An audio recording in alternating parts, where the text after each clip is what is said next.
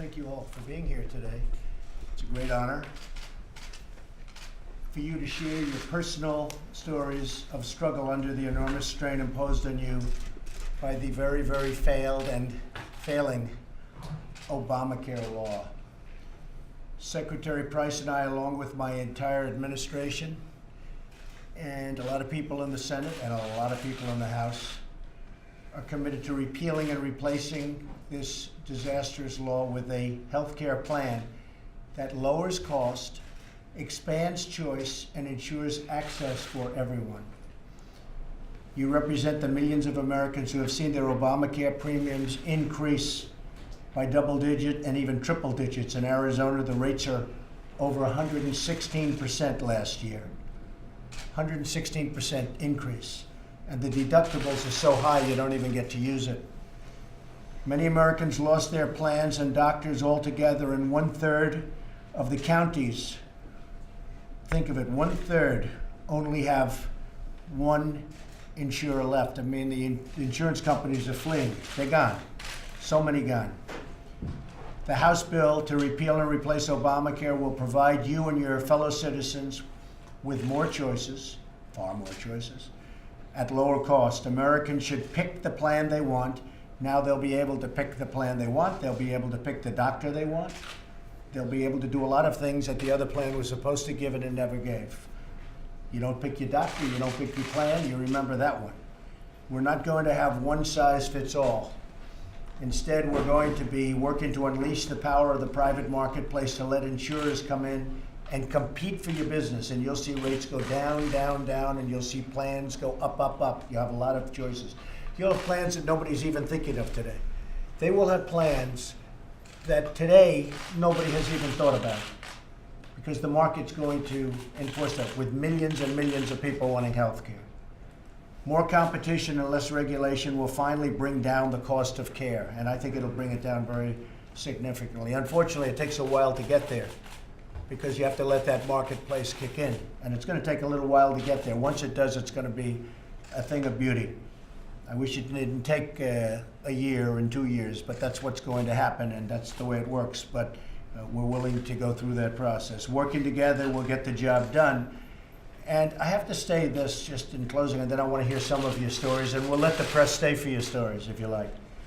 But the press is making Obamacare look so good all of a sudden. I'm watching the news. It looks so good. They're showing these reports about this one gets so much and this one gets so much.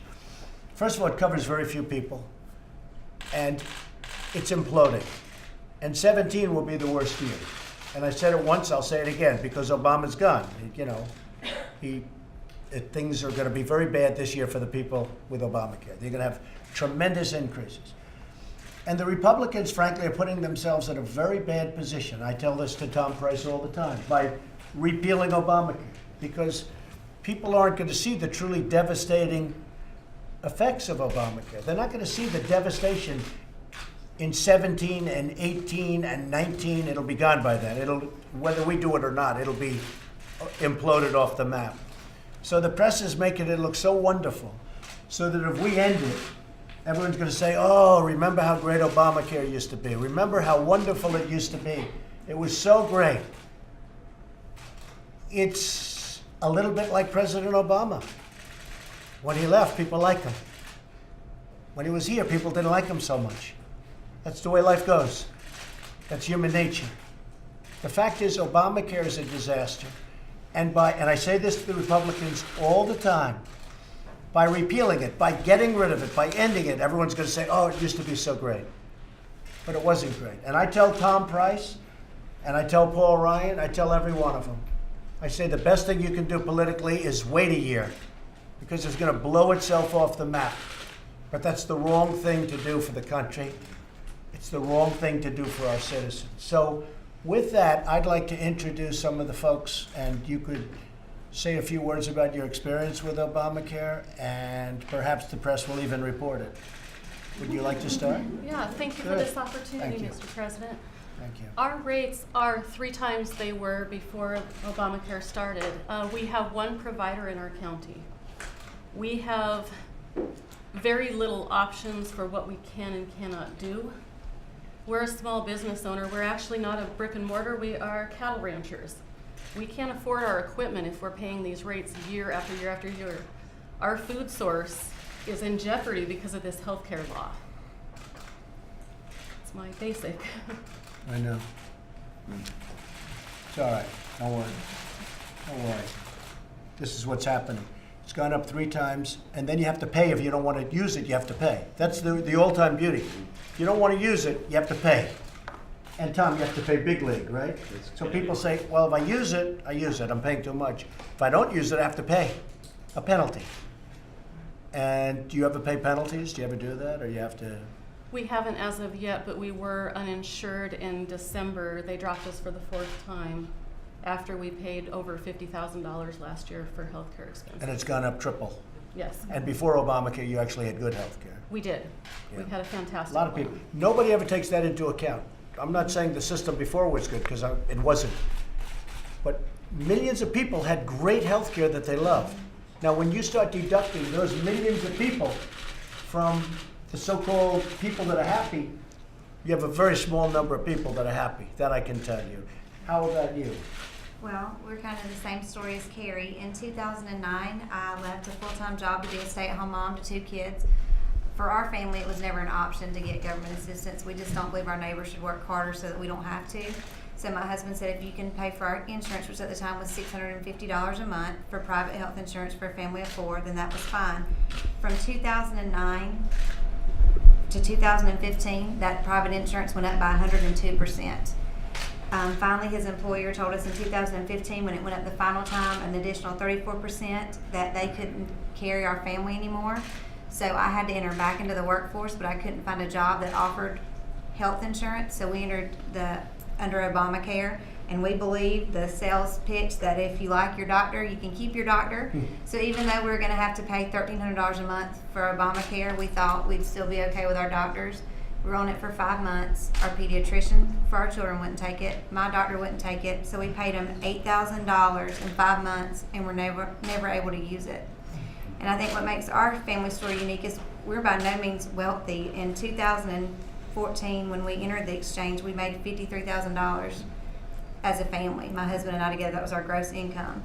And then in 2015, we made together, since I'd gone back to work, $74,000. But when you look at paying $10,000 in health premiums and insurance and health costs, you know.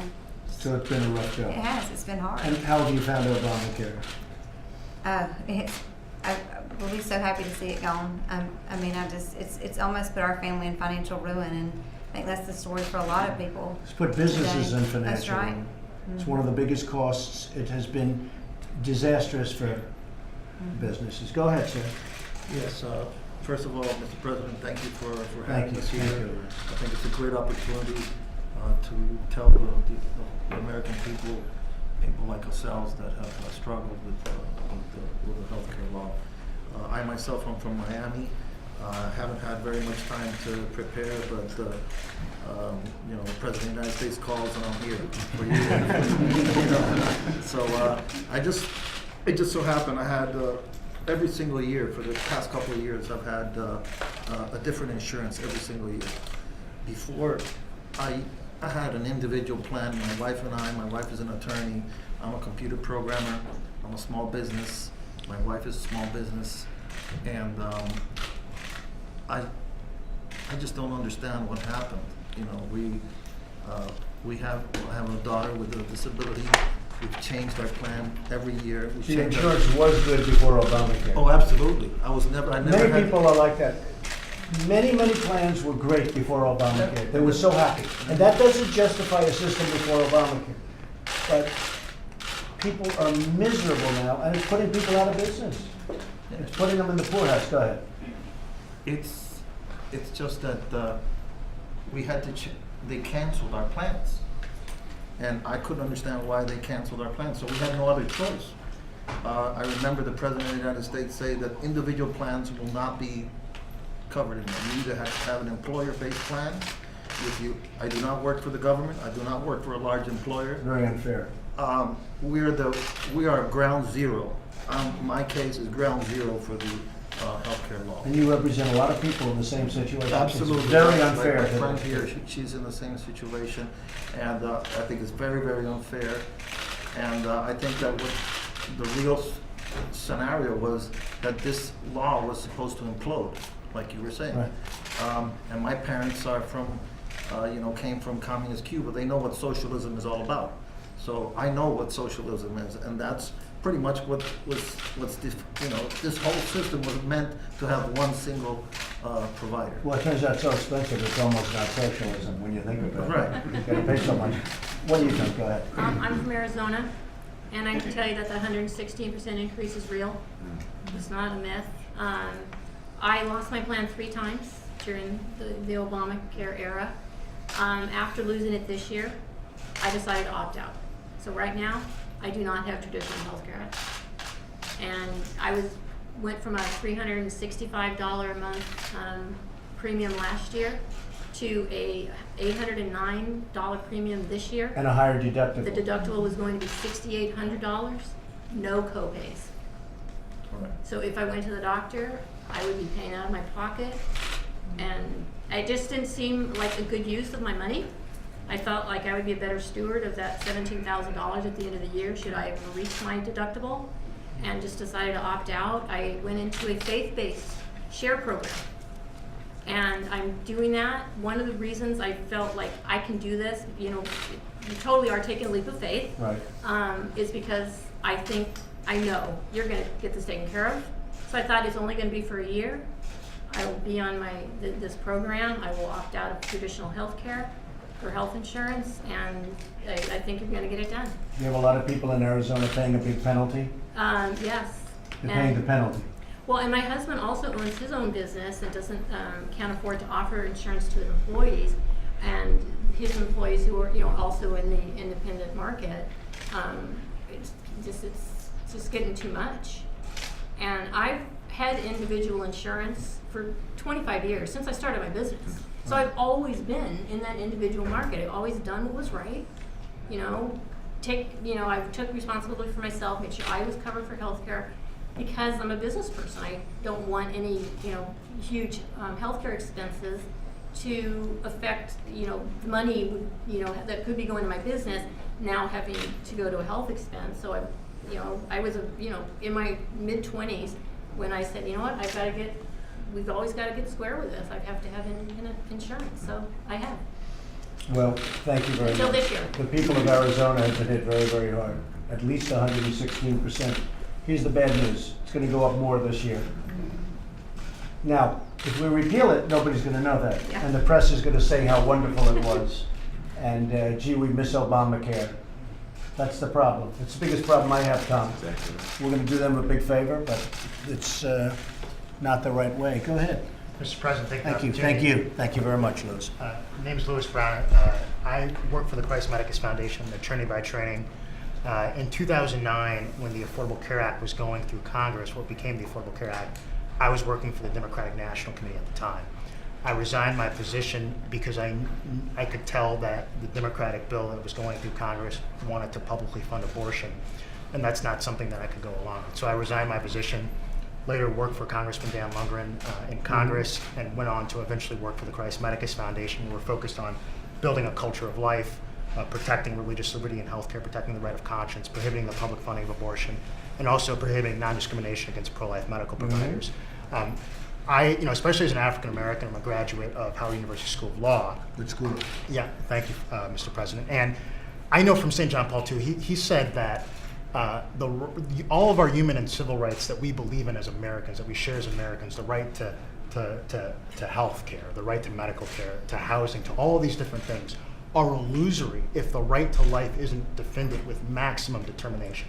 17 million African Americans, it's shown, that probably have been aborted since Roe v. Wade. And I supported you in the presidential election. Thank you. Gave several speeches in Michigan telling folks to vote pro-life in the general election. And really happy that you're here to continue the bipartisan belief that there should be no taxpayer funding of abortion. And also really to support your effort to show that the patient, the human person, should be at the center of our American healthcare system, not the government. The government has its place, but the patient should be the center. So I'm happy to support you, Mr. Thank President. you. That's so nice, Lance. Thank you. I appreciate it. Great job. Yes, go ahead. Mr. President, thank you so much for inviting me. My name is Dr. Manny, and I run a nonprofit called Healthy Tennessee across Tennessee. I'm a trauma surgeon. But what we do I'll is be in Tennessee on Wednesday. we look forward to hosting you, sir. I'll see you there. Yes, sir. We do these large community events where, in rural Appalachia, across Tennessee, where we host these health fairs taking care of patients. So it's really a grassroots effort, something that you understand better than anybody, where people come out just to help people, doctors, nurses on the ground, helping folks with preventative medicine, educating folks. That's what we do. But the one thing I've been seeing across Tennessee is that folks really can't afford these rising premiums. So what they're doing is effectively they're paying the tax penalty, and they're not, because it's cheaper and it works out better than paying for the insurance. And so that's been a big problem that we're seeing across the state. So thank you so much for what you're doing to tackle this problem. So you've seen a big problem, and the way out of the problem is to do a plan much more like the plan we're going to get done. Yes, sir. We will Yes, get sir. that out. We Yes, will sir. get that out. Without penalties too, by the way. People don't mention all of the facts. No, the other thing about what we're talking about, we really have a three-phase plan. They only want to talk about the first phase. The first phase is just the most basic of phases. And then you have phase 2, which is largely done by our secretary. And then you have phase 3, which is a lot of the bells and whistles, but they don't want to talk about the bells and whistles. So they're really comparing things to something that won't be there for long. And the reason we have to do it that way is because of Congress. I'd love to do it all in one package, but if you did it that way, it can't get done. So we're going to get something done that's going to be terrific. I appreciate it. Thank you, Doctor, very much. Yes, sir. Go ahead. Thank you, Mr. President. I'd like to thank you for the opportunity to be here today. I too am from Tennessee, and I too am in the farming industry. Good. And the effect that I've had through Obamacare is my wife and my daughter's insurance is supplied through her work. I buy my own. And I've seen the increases since Obamacare to the tune of about $5,000 a year just for me.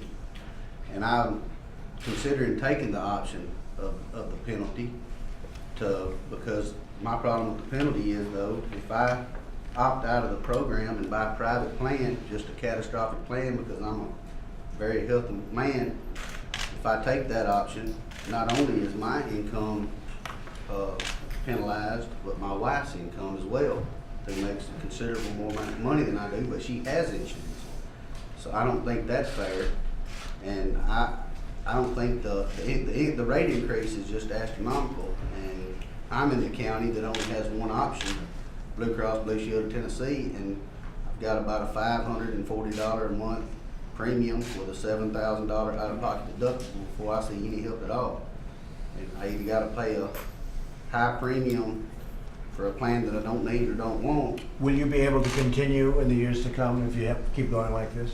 They're dropping out every day. The suppliers in every county. There's 35 counties in Tennessee that has no option at all right now. I don't know what those folks do.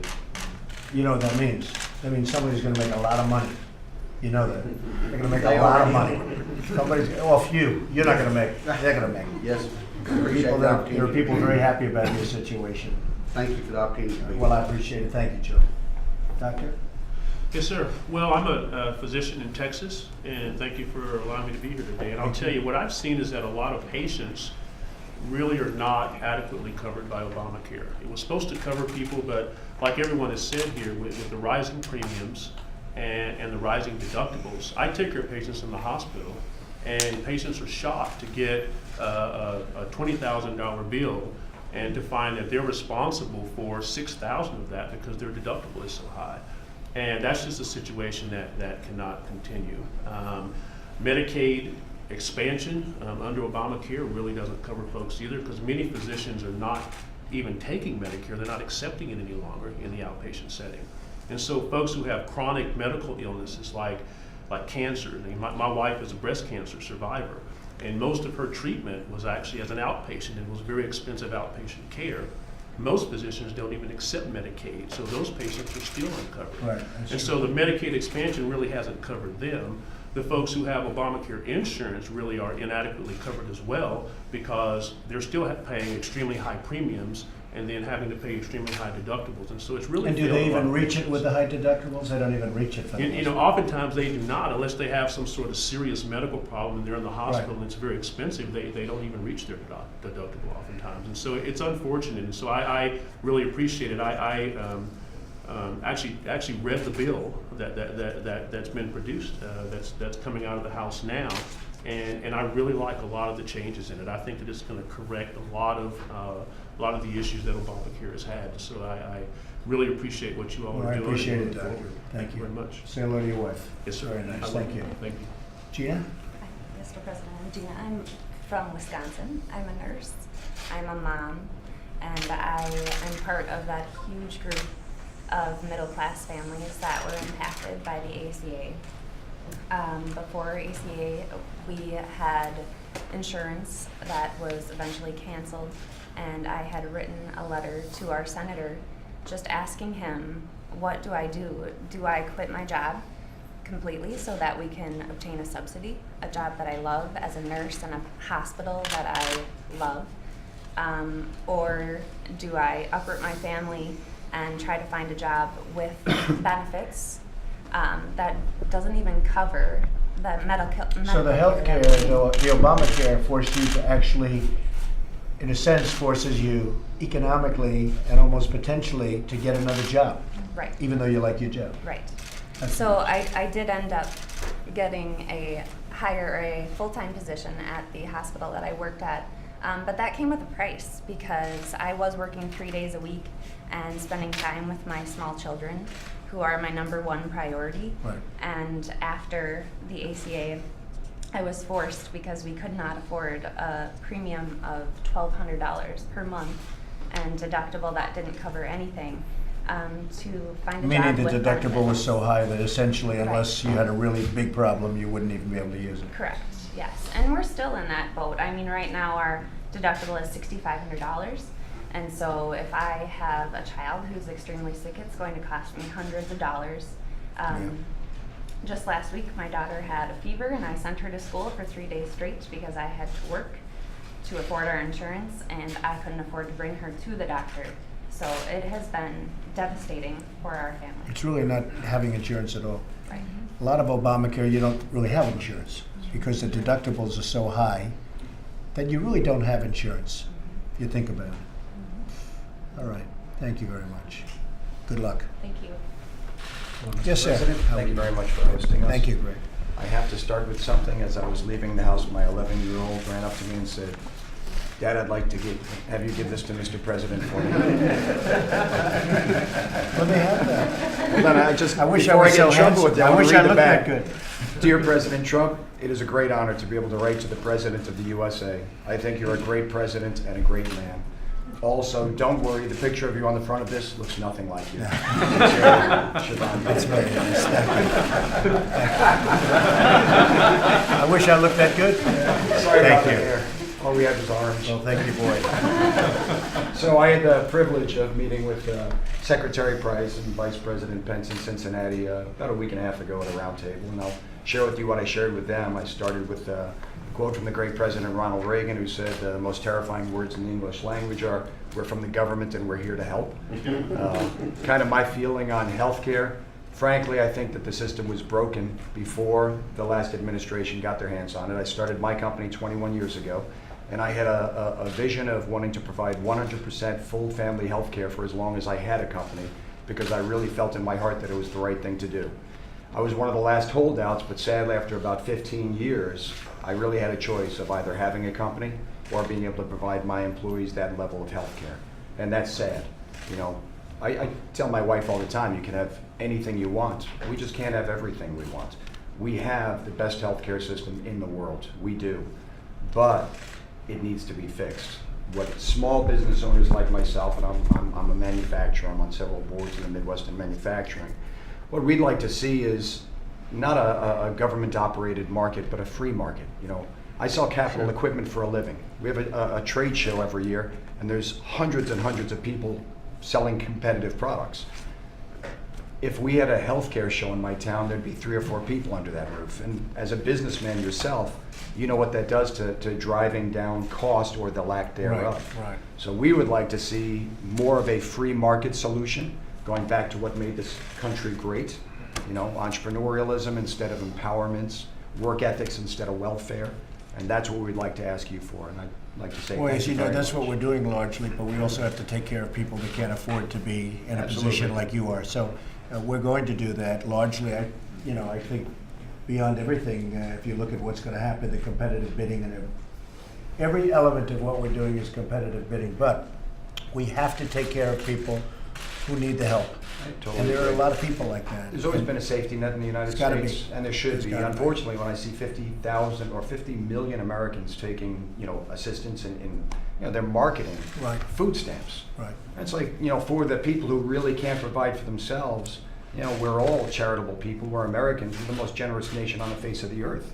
So I totally believe in safety nets for those who need them, not free handouts for We're those going to who help a just lot of don't want to people, work but we forever. are going to be very much free market. People that can afford it will go out, and they'll be off Yep. the cost. Go ahead, Stan. I'm Commissioner Stan Summers from Box Elder County, northern Utah. I think I'm probably the only other elected official here besides you guys. It's been an interesting ride to watch the healthcare system in the last 26 years. When my son was born, he was 3.5 months premature 26 years ago, and we had really good insurance. We basically didn't have to pay anything out of pocket besides what we were doing, from where I worked. As time went on, you could kind of tell the healthcare system has been a little bit broke, and then all of a sudden the ACA, and I'm not going to call it the other word, I call it the last president's healthcare program. I don't want to even say that name. So anyway, Other it was. than that, you like them a lot. Right? Yeah, exactly. It's got to the point where I own a couple businesses too, and do the things that I have to do. I actually ran for government so I could have insurance, and won. But now I'm looking at these people saying, how can I provide insurance for them without raising taxes and doing these things that are happening? Right. Because everything's going up. Utah didn't expand Medicaid. We weren't a part of that, and we can see why now because of the things that are happening throughout the nation with states and companies and everybody else Absolutely. going bankrupt. So it got to the point where I ended up, not only with my businesses, had to drive school bus to keep my wife at home with my kid that was ill. So now I own 3 businesses, I drive school bus, and I'm an elected official to be able to continue to do the things I need to do with healthcare.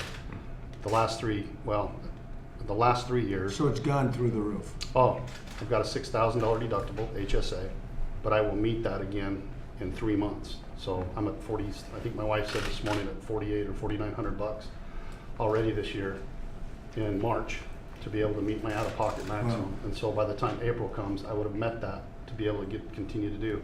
And if there was one thing I probably could ask you about, and my boy's got a rare disease, and I appreciate you talking about the rare community in your speeches, is that if somebody has cancer or somebody has a rare disease or continues to have problems, why do we have to do a deductible every year? I mean, so I'm sitting there at Christmas going, okay, my deductible's been met for 6 or 8 months, and I'm gonna turn around and have to do it again for the same disease, for the same symptoms, for the same everything. Tom, could you answer that? That'd be interesting. But it's all about the risk and spreading the risk Right. with insurance over a period of time. But it is a challenge for individuals with chronic disease. There's no doubt about it. Well, and I appreciate you even thinking about it and talking about grassroots, and when you're talking about all the people that we support with the farmers and ranchers and the small business people and the people that are in manufacturing. Our county is one of the largest manufacturing counties in the nation per capita, and Nucor would love to tell you thanks. Nucor Steel would love to Right. tell you thanks for everything that you've been doing. Nucor's been very good. It's going to get better too. And we've got a ton of those. The space program, we used to make the shuttle Right. rocket boosters out at ATK, Morton and Thykol. And, we'd love to have the space program. I got a really good Those friend. days are gone, but they're coming back. I've got a friend that's gonna go up in the next little bit. Lieutenant Commander Scott Maker-Tingle is headed up on a spaceship from Russia, but he would love to come back to the United States and be able to go up through the United States. So all those jobs, I know will come back with you. Well, Gary Cohn, who's sitting right next to you. If there's anything we He's can a big do- believer in what you're saying, right, If there's Gary? anything we can do to help you, the counties are behind you, we can find you low-hanging fruit to be able to pick off that tree to help Good. with jobs. Just let us know where we can help. Good. Thank you, Stan. Thank you for your time. Would you have anything to say, Tom, generally speaking? Well, these stories, Mr. President, are really powerful about the consequences of the current law. And you hear people's lives that have been affected in remarkably adverse ways that sometimes you don't think about as it relates to healthcare. Whether it's businesses that haven't been able to survive or individuals who need to take 3, 4, 5 jobs, moms that can't be with their kids when they want. This is about real people. It's about real patients. And so working with you and your leadership, we are really excited about the opportunity to put in place a patient-centered system where patients and families and doctors are making decisions and not Washington, D.C. What about the concept that, and everybody knows it's happening, that Obamacare is imploding, that if we don't do anything, it's not even going to be around in another year. The insurance companies are fleeing. But now it seems to be getting this wonderful press like it's a wonderful thing. And it's a horrible thing, actually, and getting worse. And 17 will be by far the worst year so far. Yes. Because a lot of things were put into 17, but 17 is going to be worse, and I assume 18 will be worse even than 17. So it's essentially gone. How do you respond to that? Because I've been telling you, why don't we wait, just let it implode, and let's not take the blame. I've been telling you that as an option. Yeah. It's not an option I like, frankly, but it's certainly an option. How do you respond to I that? think 18 can be better if we implement the law and we utilize the regulatory process to make some. Well, I'm not significant saying changes. that. I'm saying if we don't implement the law, what I happens understand. with Obamacare? What's going on with Obamacare? What you'll see is a magnification of all these stories around this table. More businesses being harmed, more individuals not having the kind of income disposable income that they would use, more moms and dads not able to care for their kids in the way that they believe to be most appropriate, more people getting insurance but no care. This is about real people's lives, and that's why it's so important. Getting insurance but not being able to use it because the deductibles are so high too. exactly I mean, you right. hear these stories where they're paying a fortune for insurance, and then you hear how high their deductible is, and unless they have a tragedy in their family, Yeah. they're never going to be able to use it. Yeah, this fellow has to $13,000 before the insurance kicks in. That's what he has to pay, $13,000. It's like not having insurance. That's like not having insurance. Keep working. They're catastrophic plans now. Exactly. He's been working very hard, and he's doing a great job. Mr. Vice President, do you have anything to say? Well, Mr. President, I think what these great Americans see in high relief is you're someone who puts people over politics. And I just want to thank all of them for coming and in front of the national media talking about the real world impacts of Obamacare. You've said it consistently over the last 2 years that Obamacare has failed, but these people are emblematic of the Americans that Obamacare has failed. And I just am so grateful for their time, but so grateful for your compassionate leadership in driving the Congress and driving our nation toward better health care outcomes for them and better solutions built on those American principles of more consumer choices, more free market, but also, as you said, caring for the most vulnerable by allowing our states to innovate in Medicaid in ways that will create even better health care coverage than they have today. Good. Thank you. Thank you, Mike. Thank you, everybody. Thank you very much. Thank you. Mr. President, do you have any message to people who are concerned about losing their insurance, either through Medicaid or the higher costs because they're older? It'll get better. If we're allowed to do what we want to do, it'll get better, much better. Hopefully it'll get very good. Sure takes a period of time. It does. Thank you, President.